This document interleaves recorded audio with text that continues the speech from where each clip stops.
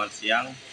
Hari ini saya akan melakukan video UKIN nama Harunsa nomor NIM 23610021911051.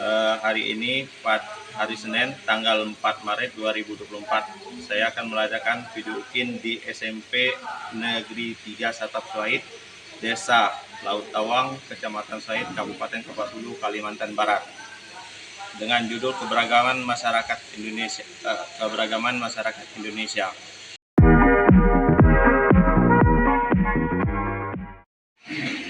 Assalamualaikum.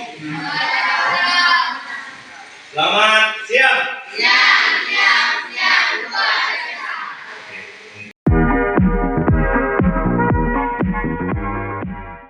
Memulai kegiatan kita pada siang hari ini, baik kelas, silakan untuk menjadi imam.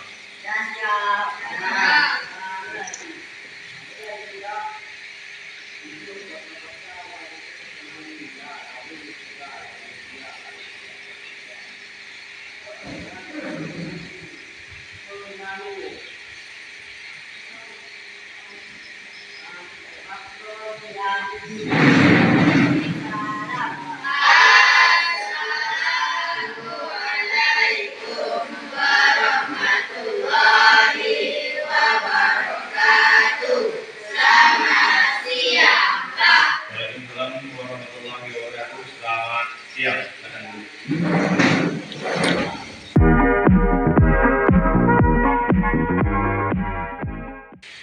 Abang Rumail Tiadi,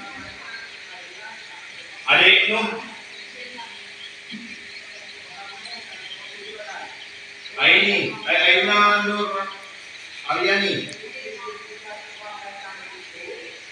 Amelsa, Gita Sari. Oke, berarti ada 2 orang yang hadir ya.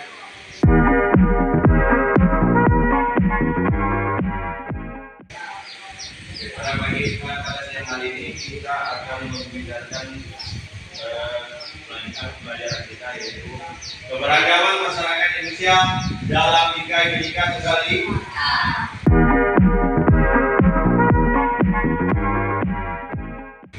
Ada yang tahu apa itu Bhinneka Tunggal Ika? Bhinneka Tunggal Ika sebutannya, ada yang tahu? Ada yang tahu? Berbeda, tetap satu. Yang berbeda apa? Agama, suku, apalagi budaya, apalagi adat, apalagi ras. Beda tak? Beda. Oke. Sekarang yang mempersatukan kita apa? Hah? Yang mempersatukan kita apa? Yang mempersatukan bahasa apa? Indonesia. Ya, oke. Baik. Sebelum kita lanjut lain, tujuan yang harus kita capai di sini yang pertama, kita harus mensyukuri keberagaman norma-norma suku, agama, ras, dan antar golongan. Itu yang harus tujuan dari pembelajaran kita pada pagi hari ini.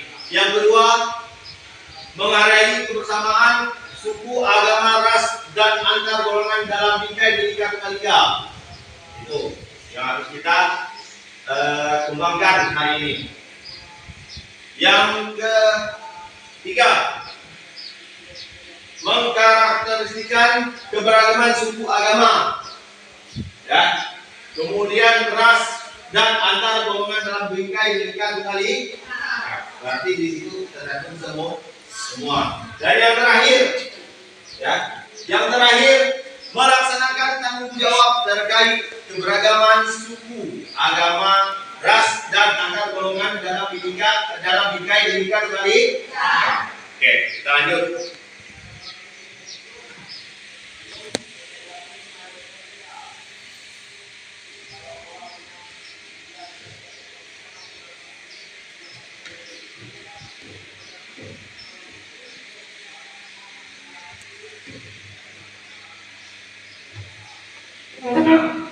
Makna Bhinneka Tunggal Ika tadi sudah saya sebut. Apa Bhinneka Tunggal Ika artinya berbeda-beda tetap satu.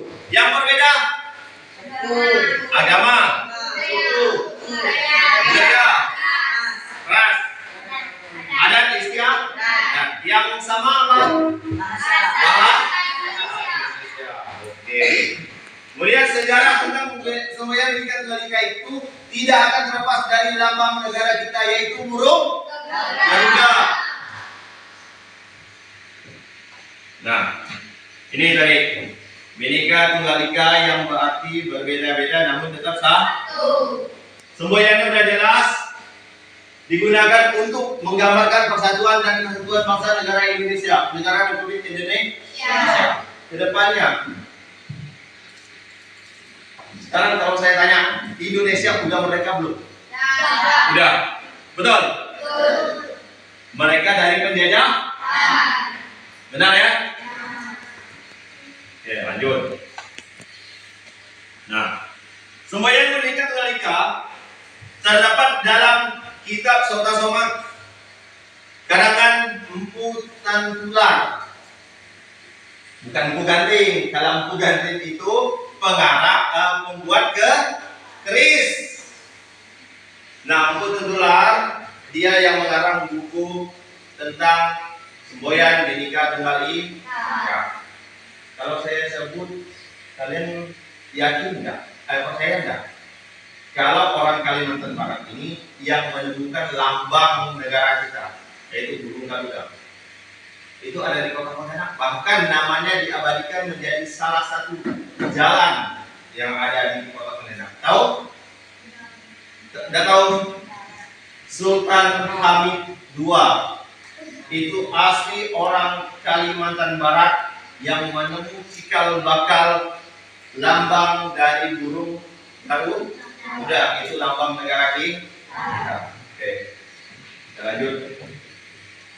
Nah, ini pulau yang ada di Indonesia dari besar sampai ke kecil. Indonesia adalah negara kepulauan yang memiliki 17.508 pulau. Yang luas wilayahnya mencapai 5.193 juta kilometer persegi dengan jumlah penduduk kurang lebih 228 juta jiwa. Indonesia menduduki peringkat keempat penduduk terpadat di seluruh dunia. Tahu siapa penduduk terpadat di seluruh dunia yang pertama? Cina. 2. India. 3. Amerika. 4. Indonesia. Itulah penduduk yang terpadat di dunia. Nah, ini saya bagi lagi keberagaman dalam masyarakat Indonesia. Faktor penyebab keberagaman masyarakat Indonesia yang pertama, letak strategis wilayah Indonesia. Kita Kalimantan Barat tidak akan sama budayanya dengan orang Jawa. Orang Jawa tidak akan sama dengan budaya yang ada di Sulawesi. Sulawesi tidak akan sama budayanya dengan orang Sumatera. Jadi maka itulah yang disebut tadi keberagaman. Oke, kemudian keadaan geografis. Keadaan geografis itu keadaan wilayah yang ada di tempat kita masing-masing atau provinsi kita masing-masing. Kita terletak di atas garis khatulistiwa. Ada Pak yang letak di bawah garis khatulistiwa? Ada. Banyak malahan. Tapi Kalimantan Barat yang paling beruntung karena kita terletak di tengah-tengah batas garis khatulistiwa. Kemudian keadaan geografis kita di sini terdapat dua musim kemarau dan musim pasang atau musim penghujan. Kalau musim kemarau pasti yang banyak dapat adalah ikan. Kemudian apa lagi? Selain daripada ikan, perkebunan ada nggak? tidak masuk karena kurang. Kalau air pasang atau musim penghujan tidak bisa tidak pasti itu hambatan.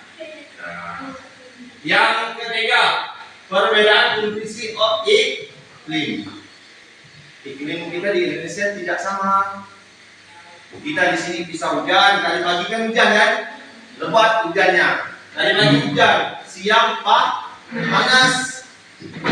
Begitu sebaliknya, kita di sini panas, mungkin Sintang, Semitau, Silat, sampai Pontianak mungkin ada hujan, ada juga yang panas. Itu perbedaan kondisi iklim. Kemudian sikap terbuka masyarakat Indonesia. Orang Indonesia ini selalu ramah dengan pendatang dari luar negeri. Contoh saja apabila ada yang berkunjung ke Candi Borobudur, pasti akan dipersilakan dengan segala hormat, tapi harus mengikut aturan dan ketentuan yang ada. Itu. Oke, lanjut.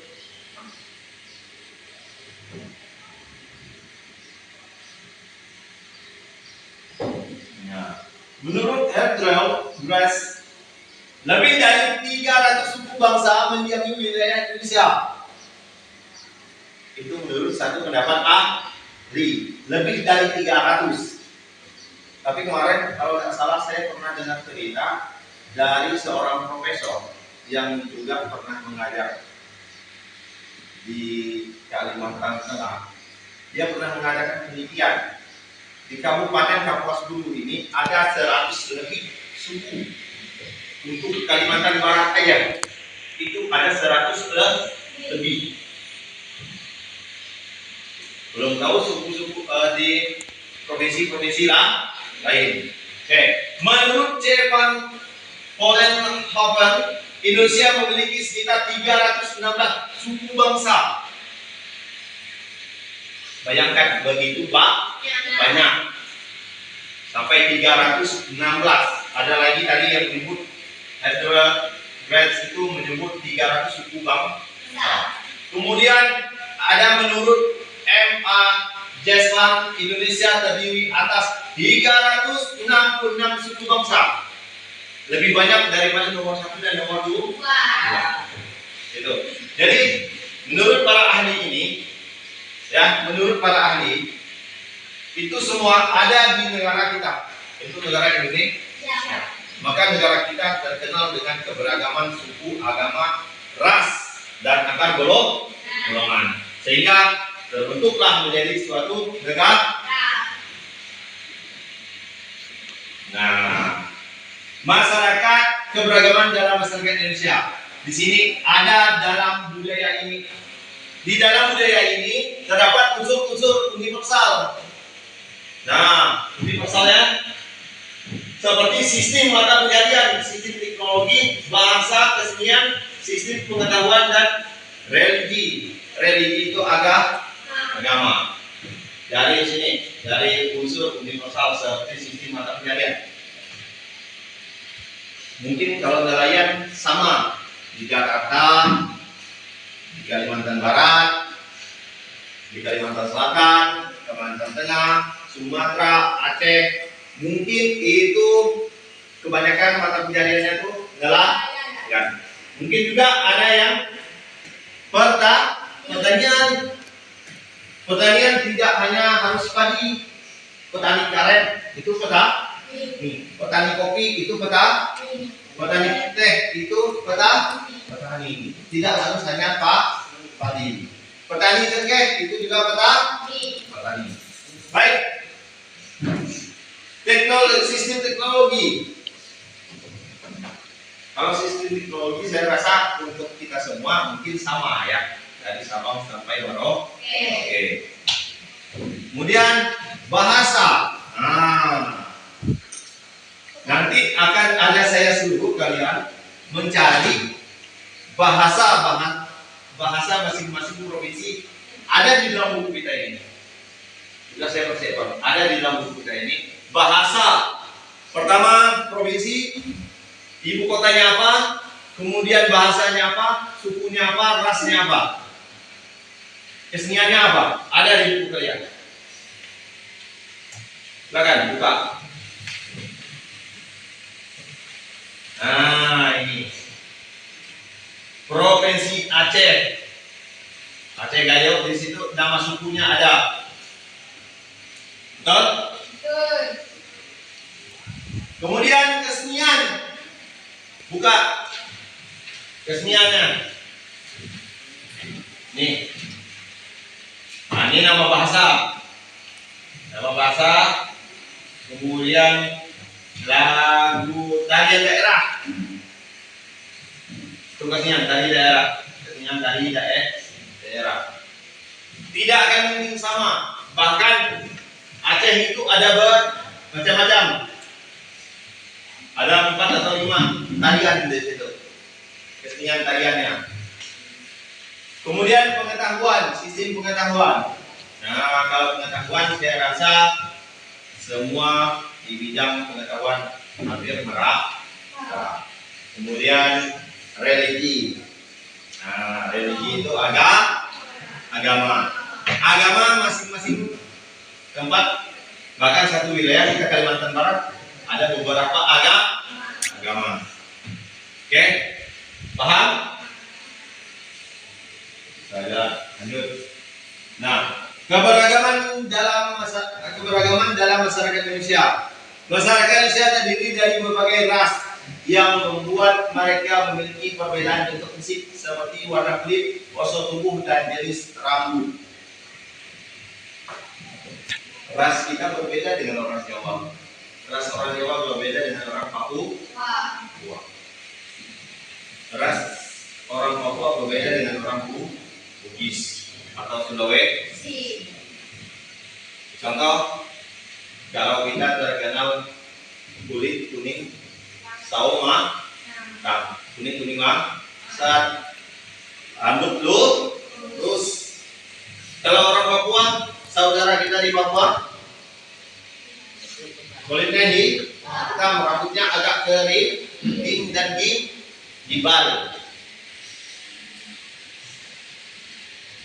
Nah, keanekaragaman masyarakat Indonesia yang memiliki suku, bangsa, ras, agama, dan budaya yang berbeda ini hendaknya jangan dijadikan sebagai pembeda, tetapi sebagai kekayaan. Ada tidak orang berkelahi dengan Indonesia tentang kebudayaan? Ada istiadat, pernah nggak kelahi? Ada tak? Ada. Seni dan budaya kita pernah dicangkok oleh Malaysia. Contoh, tari pendek. Kemudian dari itu apa nama? Barong yang menggunakan banyak menggunakan orang gitu. Batik kita juga dicampur oleh Malaysia. Batik Indonesia ada ciri khas batik Indonesia, ada ciri khas batik Malaysia. Pada umumnya batik kita Indonesia itu yang diambil alih oleh orang Malaysia. Oke.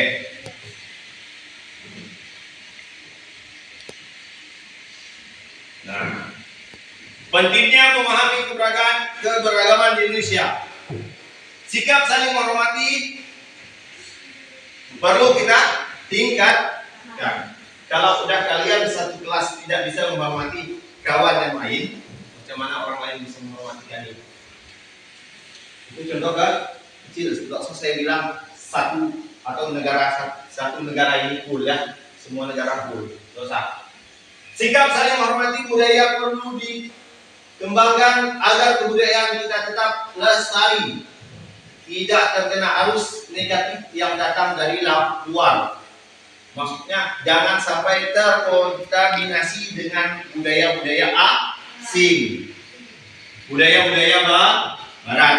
Dua, budaya orang barat yang tidak perlu kita contoh. Pertama, pakai anting.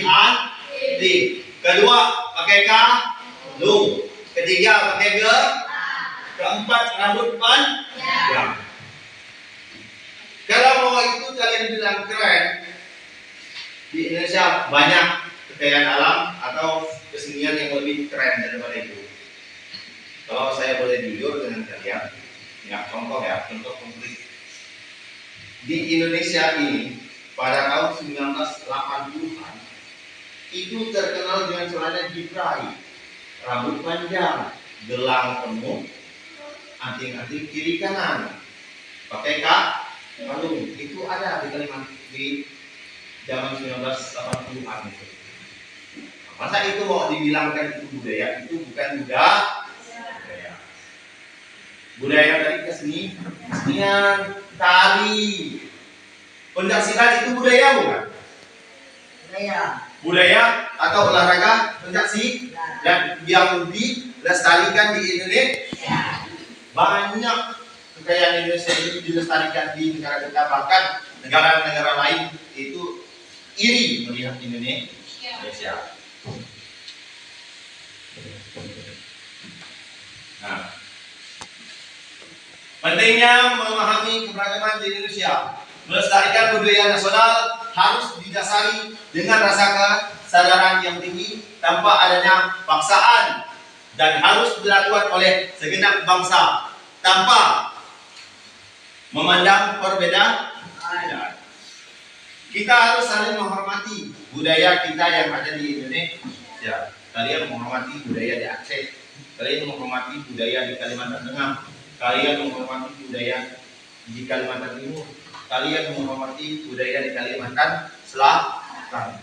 Yang terlebih lagi, cintailah budaya yang ada di tempat kita masing-masing. Lestarikan kalau bila perlu. Jangan biarkan orang mengambil kekayaan yang ada di Indonesia, seperti seni yang ada di Indonesia. Sangat tinggi.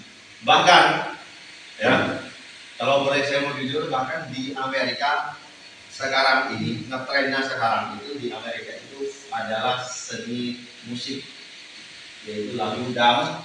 Itu sekarang tengah mabuk-mabuknya orang Amerika menikmati lagu dangdut. Kita Indonesia malah kebalikan, senang dengan lagu-lagu rock and roll dari negara luar. Tren katanya lagunya pakai bahasa Inggris, tapi nggak ngerti. Yang tahunya cuma yes no. Kan seperti itu kan? Lucu, orang luar belajar dengan kita. Kok kita sebaliknya? Yang budaya luar mau diterapkan di Indonesia, nyambung tak lo? Enggak. Bangga nggak kalau Indonesia memiliki kekayaan budaya, tapi dilestarikan di luar negeri? Bangga nggak? Bang, yang melestarikan orang kita sendiri loh, bukan orang luar. Contoh di bidang olahraga. Di bidang olahraga Indonesia sudah beberapa kali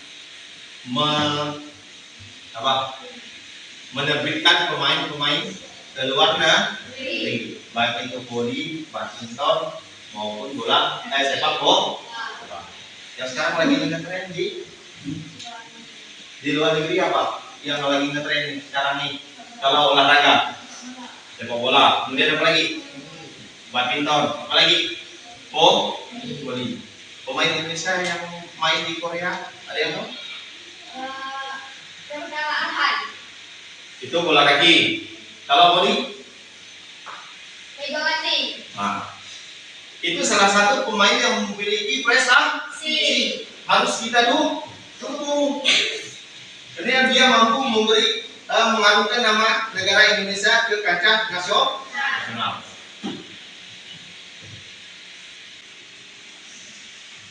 Bukan hanya di Sulawesi aja yang bisa maju. Kita di Kalimantan Barat juga bisa maju. Kemungkinan ya kedepannya kita Kalimantan Barat akan menjadi 4 provinsi.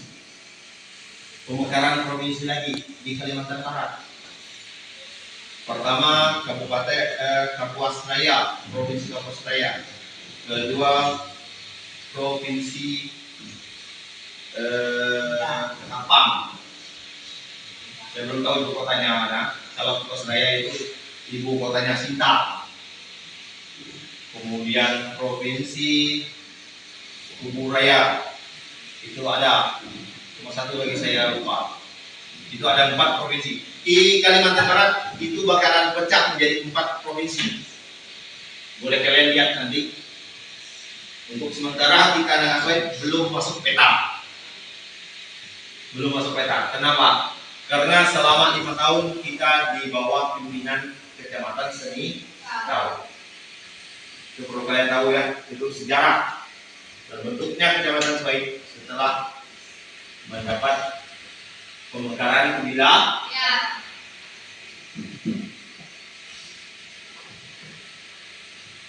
Yang toleransi terhadap keberagaman, norma suku, agama, ras, dan antar golongan. Keberagaman antar golongan harus disikapi dengan kebijaksanaan, dengan bijaksana. Karena tidak dapat menimbulkan kesenjangan. Nah, yang bisa menimbulkan kesenjangan itu pertama suku. Tragedi Sabas Madura udah, Sampit udah. Itu akibat mainnya pakai suku. Mainnya pakai kelompok suku. Kalau agama sama agama Islam, Kristen gabung. Ya, sudah pernah terjadi di Kalimantan Barat dan Kalimantan Tengah. Itu sudah pernah terjadi. Karena timbul kesenjangan. Kalau ini keberagaman antar golongan harus disikapi dengan bijaksana. Karena jika tidak dapat menimbulkan kesenjangan itu. Jangan selalu berkelahi. Oh, kami orang Dayak. Misalnya, oh kami orang Islam, kami orang Melayu. Bukan seperti itu. Kita harus coba berkelahi satu lawan satu udah. Tapi janganlah sampai berkelahi. Rugi, menang kalah sama sakit. Siapa yang mau saya tunjuk? Ada yang mau saya tunjuk? Kalau berkelahi di sekolah ini saya tunjuk terlalu. Oke, mungkin itu penjelasan dari saya dari awal sampai akhir. Ini terakhir. Yang mau bertanya silakan. Ada yang mau bertanya? Paham nggak kira-kira apa yang saya jelaskan? Paham? Paham? Insyaallah.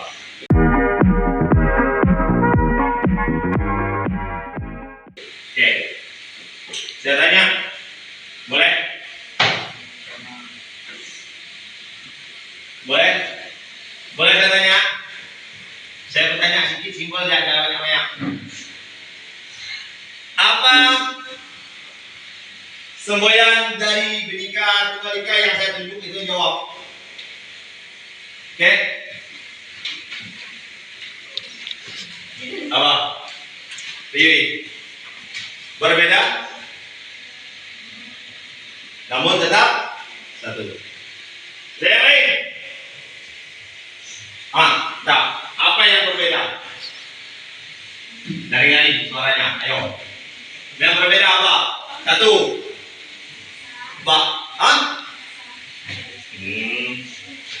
Agak.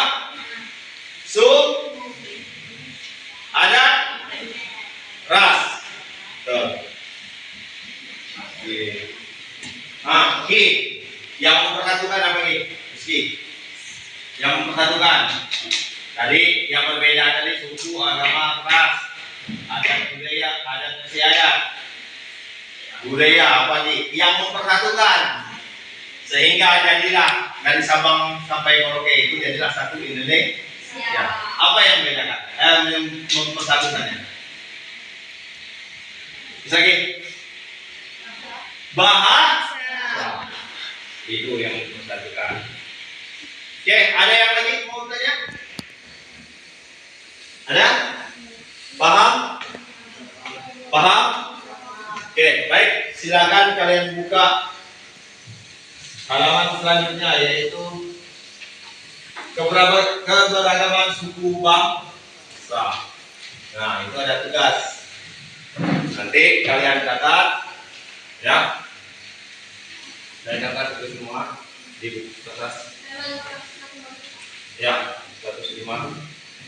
Nih, halaman 90, 91.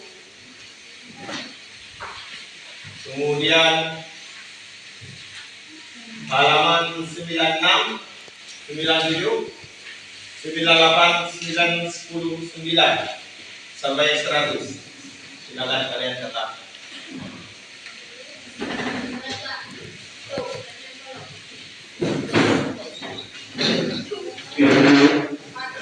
Oke, baik. Demikian materi yang saya sampaikan pada pagi hari ini, pada siang hari ini. Lebih kurangnya saya mohon maaf. Di sini yang perlu kita ingat pertama yaitu persatuan, kemudian keberagaman, harus saling menjaga. Apa yang perlu dilestarikan? Yang perlu dilestarikan apa? Adat istiadat. Kemudian apa lagi? Tari tradisional. Paham? Oke. Baik, sekian dari saya. Minggu depan kita lanjut lagi. Lebih kurang saya ucapkan terima kasih. Assalamualaikum warahmatullahi wabarakatuh. Silakan berdoa.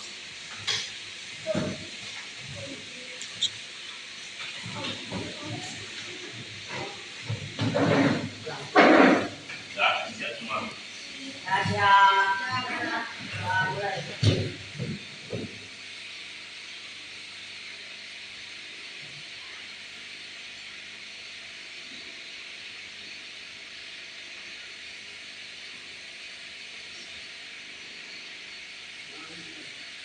Ya.